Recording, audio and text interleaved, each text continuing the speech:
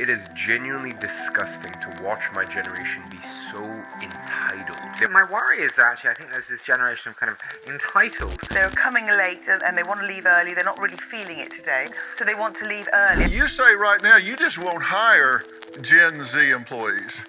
No, we don't. It's been a nightmare with 95% of the ones that we have hired. Gen Z seems to constantly be on the receiving end of both career and just overall generational hate.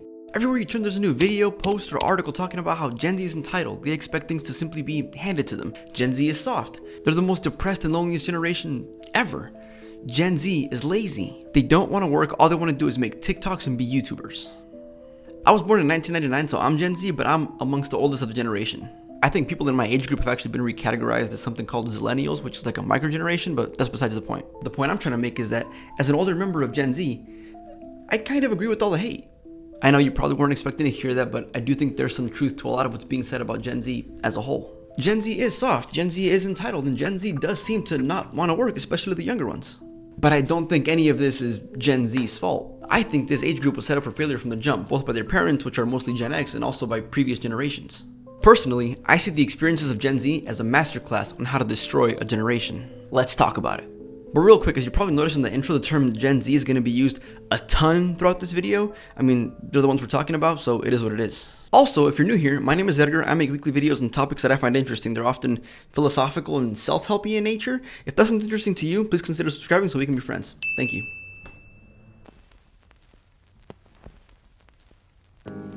As I mentioned, Gen Z was set up for failure in large part by their parents. They were the first generation to grow up within the participation trophy culture. Traditionally, in events and competitions, only the winner gets a prize, but by the time Gen Z got around, this idea that everyone gets a trophy simply for participating was already widespread, and this is thanks to the parenting styles of the time. I think it's where this idea that Gen Z is entitled comes from. They grew up knowing that they would receive prizes simply for showing up. It stands to reason that as they grow up, part of this expectation never really goes away. It's interesting to me because as an older Gen Zer, I remember when this wasn't the case. When I was in grade school, we actually had this competition in math class where you had to basically solve math problems to earn a banana split. The way it worked is you had to complete quizzes in under a minute to unlock ingredients: the ice cream, the banana, the whipped cream, sprinkles, cherry, etc. If you didn't complete a quiz for a particular ingredient, you didn't get it as part of your banana split. And I remember that some people literally only got the cherry. That would never happen these days. Parents would riot if their child's school did that to them. And if I'm being honest, that ice cream thing was pretty messed up for those kids that only got a cherry while everybody else had a full ice cream bowl. So I understand parents not wanting their kid to be left out, especially at a young age. You shouldn't necessarily be punished for losing. But on the other hand, it does teach that life doesn't always go your way. You can't just expect something if you don't put the work in to get it. I think a big portion of Gen Z kind of missed out on that lesson, but again, through no fault of their own.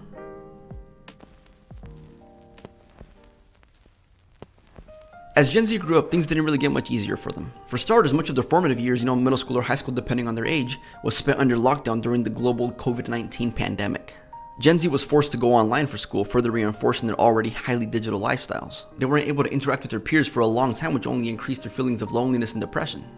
Luckily, the pandemic only lasted a couple of years, so many of them were able to get back to school and be back with friends. I'm sure some were even able to make up for lost time. But what came after seems almost worse for the generation.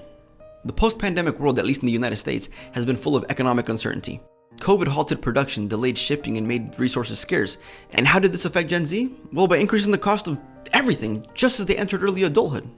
At this point, it's no secret that wages have not kept up with costs for a very long time, but the pandemic only made things worse. The cost of college is astronomically high. Gen Z has to put themselves into decades-long debt to attend the school of their dreams. Homes are prohibitively expensive. Gen Z is in the market for a home during the worst housing crisis since the 2008 crash. Even groceries have gotten out of hand. My wife and I spend nearly $200 a week for 2 people. Needless to say, Gen Z's economic outlook is looking pretty rough. Every year, the possibility of homeownership seems further and further away, and the possibility of renting forever seems more and more possible. And again, this was not Gen Z's fault. A broken economy is simply what we grew up into.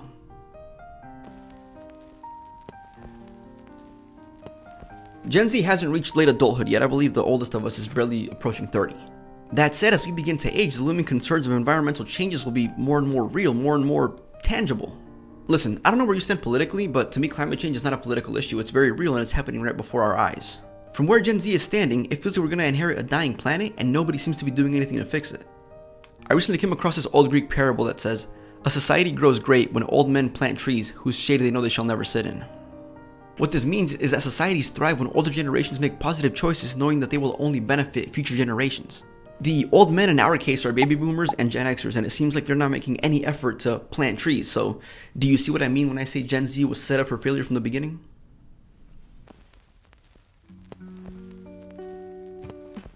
Okay, I've spent this entire video talking about Gen Z's past, present, and future struggles. There's a lot of them. But I don't want to end things on a negative note, so I have one question left to answer.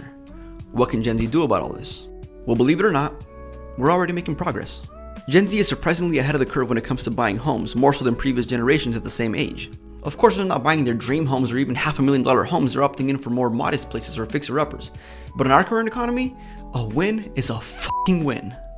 On top of that, Gen Z is highly concerned with the environment and combating climate change. They're the most willing to consider sustainable brands and are widely considered the most vocal generation when it comes to climate reform. And actually, we're not alone in this fight. Millennials are right up there with us, which sort of makes sense considering we're the two youngest adult generations. And even when it comes to mental health, Gen Z has been shown to be the generation most willing to seek out therapy and counseling, which shows they're working on improving their feelings of depression and anxiety. I would argue that even the recent rise in self-improvement content, which is primarily consumed by Gen Z, shows that they are making an effort to do and be better. In spite of all the challenges Gen Z has faced, in spite of how bad of a hand we've been dealt by previous generations, Gen Z is fighting the good fight and working to make the world a better place not only for themselves, but for future generations as well. So going back to what I said at the beginning, yes, I do think Gen Z has its fair share of negative traits, but superseding that, Gen Z is resilient, we're driven, we're determined, and most important of all, we're over the bullshit. When I think of Gen Z, I can't help but hear a faint echo of Maya Angelou's words. You may not control all the events that happen to you, but you can decide to not be reduced by them. That is who Gen Z is. But with that, thank you for watching. Don't forget to like and subscribe. Consider leaving me a comment down below so we can start a conversation, and I'll catch you in the next one. Peace.